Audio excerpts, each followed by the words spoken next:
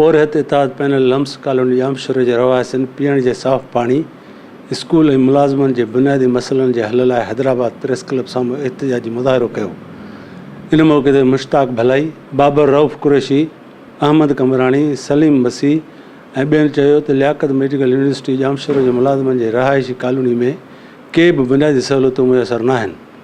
ॿारनि जे तइलीम लाइ बहितर स्कूल नाहे, पीअण लाइ साफ़ पाणी नाहे ऐं कॉलोनी जूं घटियूं ऐं रस्ता खंडर बणियल आहिनि।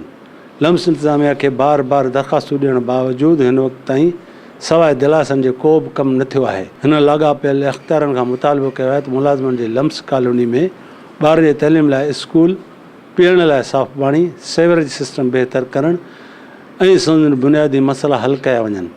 ॿी सूरत में एहतिजाज जारी रहंदो।